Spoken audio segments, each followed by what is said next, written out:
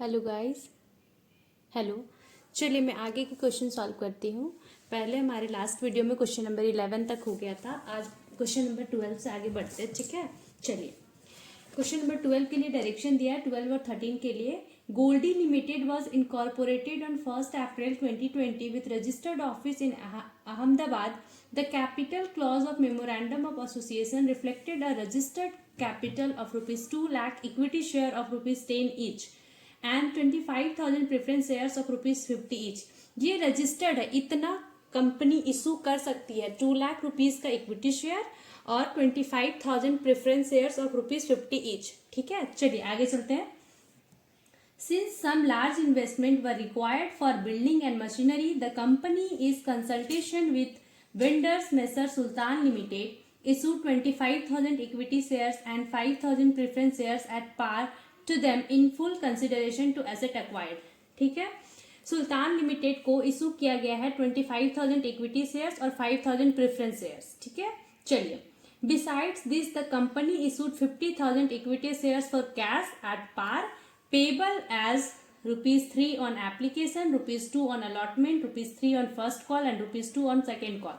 चलिए ये 25,000 equity shares और 5,000 प्रेफरेंस शेयर्स कोई एसेट्स के लिए कंसिडरेशन है। तो ये एसेट खरीदे उसके लिए शेयर्स को इशू किए हैं और 50,000 इक्विटी शेयर्स कैश के लिए इशू किया गया है, ठीक है। चलिए आगे। टिल डेट सेकेंड कॉल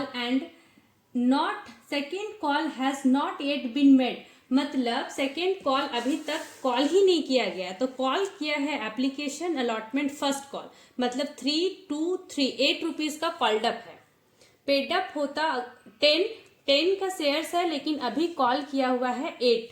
चलिए आगे चलते हैं। हमारा है एक शेयर होल्डर रिशान जो 75 शेयर्स होल्ड किया है, जो पे नहीं किया है हमारा अलॉटमेंट और फर्स्ट कॉल। अलॉटमेंट का भी ₹2 नहीं पे किया, फर्स्ट कॉल ₹3 नहीं पे किया है, ठीक है।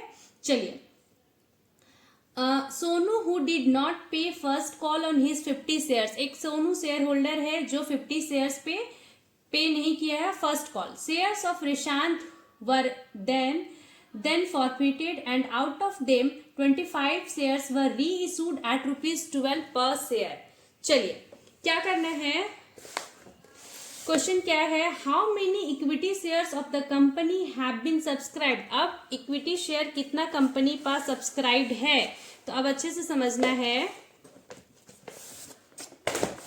समझना क्या है कि 2 लाख इक्विटी शेयर था, 25,000 प्रेफरेंस शेयर्स, ये रुपीज में है, ये इसका रुपीज निकालने के लिए 50 से मल्टीप्लाई करना होगा क्योंकि 50 ईच था, ठीक है। ये इतना कंपनी मंगवा सकती थी, लेकिन कंपनी अभी इक्विटी शेयर पे सिर्फ ध्यान देना है, प्रेफरेंस शेयर्स पे क्या क्या है क्वेश्चन उस पे नहीं पूछा है। तो हमारा कंपनी 25,000 का इक्विटी शेयर सुल्तान लिमिटेड को इशू किया था कंसिडरेशन एसेट के बदले, और 50,000 का शेयर्स कैश के लिए इशू किया हुआ था। तो टोटल शेयर 75,000 हुआ। एक शेयर होल्डर है रिशांत क्या किया है, 75 शेयर्स होल्ड किया था, जिसपे वो अलॉटमेंट भी नहीं पे किया, फर्स्ट कॉल भी नहीं पे किया, अलॉटमेंट नहीं पे किया, फर्स्ट कॉल नहीं पे किया, उसका शेयर्स फॉरफिट किया हुआ है। सोनू है जो 50 शेयर्स होल्ड कर रहा है, वो फर्स्ट कॉल नहीं पे किया, लेकिन अभी तक उसका शेयर्स को फॉरफिट नहीं किए हैं। तो जो फॉरफिट किए हैं शेयर्स उनको करेंगे लेस, क्योंकि जब्त कर लिया कंपनी, वापस उस शेयर्स को ले लिया क्योंकि शेयर होल्डर फेल हो गया था पेमेंट के लिए। तो 75,000 का फॉरफिट हुआ है, लेस करेंगे, लेकिन इन 75 शेयर्स में कुछ शेयर्स री इशू हुआ, मतलब वापस से शेयर होल्डर आए, 25 शेयर्स री इशू हुआ। फॉरफिट को लेस करो क्योंकि जितना शेयर होल्डर था उसको खत्म कर रहे हैं, अब हम लोग वापस ले लिए उस शेयर को, और उसी शेयर में से आगे चलकर कुछ दिन बाद या कुछ समय बाद 25 शेयर्स को री इशू कर रहे मतलब फिर से कोई शेयर होल्डर बन रहा है। तो ये हमारे लिए शेयर्स है, शेयर सब्सक्राइब्ड है, इसको करना है लेस, इसको करना है ऐड, तो हमारा नंबर ऑफ शेयर्स आएगा 74950। Option C is correct. चलिए क्वेश्चन नंबर 13 की ओर बढ़ते हैं। 13 पूछ रहा है The amount of security premium reflected in the balance sheet at the end of the year will be, last में जो री इशू हुआ है 25 शेयर्स, कॉल्ड अप कितना था इस केस में, कॉल्ड अप वैल्यू था 8, ठीक है। जो रिशान था वो 75 शेयर्स होल्ड कर रहा था, जिसका फॉरफिट किया 25 री इशू किए हैं, उस पे से री इशू किए हैं हम लोग एट रुपीज 12 पे री इशू किए हैं। ठीक है, रुपीज 12 पे री इशू किए हैं। अब हम लोगों को क्या करना है, कॉल्डअप ये है, इतना तक कंपनी कॉल की थी, तो अब शेयर्स का वैल्यू 8 हो गया, 8। चलिए ठीक है, 8 हो गया, कॉल्डअप 8 हो गया, और री इशू हो रहा है हमारा 12 पे। तो ज्यादा पे इशू कितना हो रहा है, 4 पे। 12 माइनस 8 इक्वल्स टू 4 ज्यादा पे इशू किया जा रहा है, क्योंकि अब शेयर्स का वैल्यू हो गया 8। उसी शेयर्स को हम लोग री इशू कर रहे हैं 12 पे कर रहे हैं, मतलब शेयर्स को 4 रुपया ज्यादा मंगवा रहे हैं। तो ये प्रीमियम अमाउंट जाएगा, नंबर ऑफ शेयर्स क्या है 25 into 4 equals to 100 rupees equity share premium, नहीं सिक्योरिटी प्रीमियम के नाम से जाएगा। Option C is correct. चलिए क्वेश्चन नंबर 14 की ओर बढ़ते हैं। 14 है, X Y and Z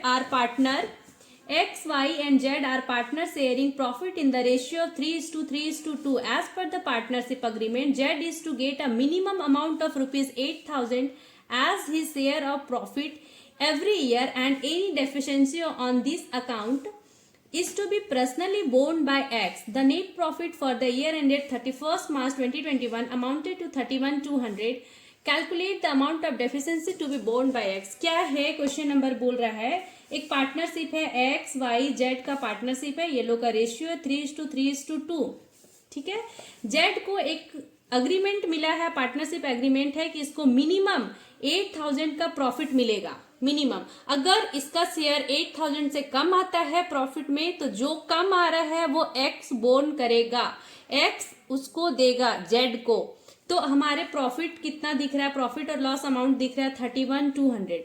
Z का शेयर निकालो, जेड का शेयर 8,000 मिनिमम होना चाहिए। 8,000 से ज्यादा हो जाएगा तो कोई दिक्कत नहीं है, पर कम से कम 8,000 होना चाहिए। अगर 8,000 नहीं हो रहा है तो जितना डेफिशिएंसी है, जितना कम हो रहा है 8,000 में, वो एक्स लाकर देगा जेड को। तो जेड का शेयर क्या होगा प्रॉफिट में 31,200 इंटू जेड का शेयर क्या है 2/8। ठीक है, ये कट गया 4, ये कटा 4 7 जा 7 28 28 29 30 31 32 और 7 4 4 8 800। ये आ रहा है इसका